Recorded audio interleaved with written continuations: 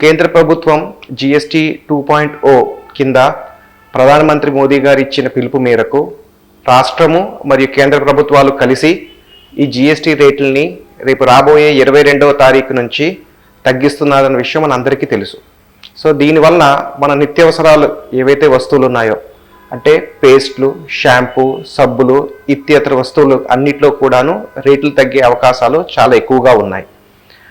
ఈ వస్తువులు ఇంతకు ముందు 12%, 18% జిఎస్టీ ఉండేవన్నీ కూడా చాలా వరకు గవర్నమెంట్ 5% తీసుకురావడం జరిగింది. సో దీనివలన ఈ రోజువారు మనం వాడే వస్తువులు ఏవైతే ఉన్నాయో 7% నుంచి 10% వరకు కూడా మనకి జిఎస్టీ అన్నది తగ్గుతుంది.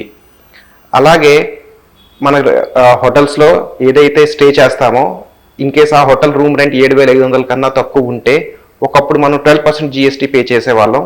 ఇప్పుడు అది తగ్గి మనకి 5%కి వచ్చింది. సో గవర్నమెంట్ ప్రజల మీద ఏదైతే ఈ భారం పడుతున్నదో దాన్ని దృష్టిలో పెట్టుకుంటూ ప్రజలకి ఇంకా భారాన్ని తగ్గించాలన్న దృష్టితో మనకి ఈ జిఎస్టీ అన్నది తగ్గించడం జరిగింది. 22వ తారీఖు ముందు ఏదైతే వస్తువు ఉందో దానిపైన 18% జిఎస్టీ ఉంటే ఇప్పుడు అది కానీ 5%కి తగ్గితే ఆ వస్తువు యొక్క రేట్ని మనం ఆ వాల్యూతో మల్టిప్లై చేయాలి. ఫర్ ఎగ్జాంపుల్ ఒక వస్తువు 100 రూపాయలు కానీ ఉంటే దానికి పాత రేట్ 18% అనుకుందాం. సో 100 × 18 డివైడెడ్ బై 118 చేస్తామండి. ఆ వచ్చిన కొత్త రేట్కి మనం ఈ 5% జిఎస్టీ అన్నది యాడ్ చేస్తాం.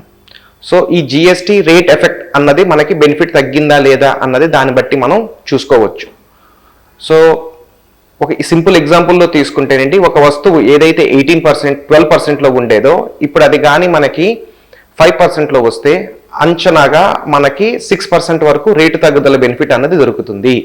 అదే 18% వస్తువు 5%కి వస్తే మనకి అంచనాగా ఒక 9% వరకు ఆ రేట్ రిడక్షన్ బెనిఫిట్ అన్నది తగ్గుతుంది. సో 22వ తారీఖు ముందు ఉన్న రేట్లని 22వ తారీఖు తర్వాత ఉన్న రేటుతో మనం కంపేర్ చేసుకుంటే ఆ రిడక్షన్ బెనిఫిట్ వచ్చిందా రాలేదా అన్నది మనకు అర్థమవుతుంది.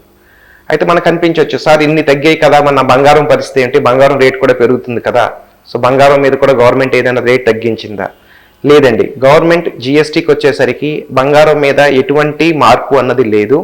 సో జిఎస్టీ వలన మనకి బంగారంలో ఎటువంటి రేటు పెరుగుదల రేటు తగ్గుదల అన్నది ఉండదు. బంగారానికి రెగ్యులర్గా ఏదైతే రేటు పెరుగుదల తగ్గుదల జరుగుతున్నదో అది జరుగుతూ ఉంటుంది. అలాగే కానీ మనం చూసుకుంటే మన ఒక ఇల్లు కట్టుకోవడానికి అయ్యే మేజర్ ఐటమ్స్ ఏమైతే ఉన్నాయో అవి చాలా వరకు వాటికి కూడా గవర్నమెంట్ రేట్ తగ్గించింది. అందులో సిమెంట్ మెయిన్ అండి, 28% నుంచి దానికి కూడా ట్యాక్స్ రేట్ని 18%కి తగ్గించింది. సో ఇదంతా చేయడం వలన రాష్ట్ర ఖజానాకి అలాగే కేంద్ర ఖజానాకి గండైతే పడుతుంది. సెంట్రల్ గవర్నమెంట్ ఇచ్చిన ఒక అంచనా క్యాలిక్యులేషన్ ప్రకారంగా ఈ జిఎస్టీ రేట్ తగ్గడం వలన సెంట్రల్ గవర్నమెంట్కి 45,000 కోట్ల నష్టం అన్నది వాటిల్లుతుంది. అలాగే రాష్ట్ర ప్రభుత్వానికి కూడా నష్టం అన్నది వాటిల్లుతుంది. నా అంచనా ప్రకారంగా రాష్ట్ర ప్రభుత్వానికి ఒక 4,000 కోట్ల నుంచి 5,000 కోట్ల వరకు నష్టం వచ్చే అవకాశం అన్నది ఉంది.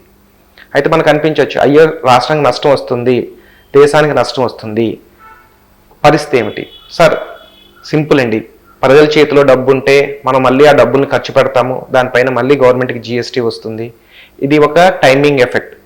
ఓవర్ ఏ పీరియడ్ ఈ బెనిఫిట్ అనేది మన అందరికీ అందుతుంది. మన రాష్ట్ర ప్రభుత్వానికి కానీ కేంద్ర ప్రభుత్వానికి కానీ ప్రజలు ముఖ్యం అన్న విషయాన్ని తెలపడానికి ఈ జిఎస్టీ రేట్ తగ్గించి వాళ్ళ కష్టమైన పరిస్థితుల్లో ఉన్న ఈ సంక్షోభాన్ని తట్టుకుంటూ మన రాష్ట్ర ప్రజలకి దేశ ప్రజలకి బెనిఫిట్ చేయడానికే ఈ జిఎస్టీ 2.0. Thank you.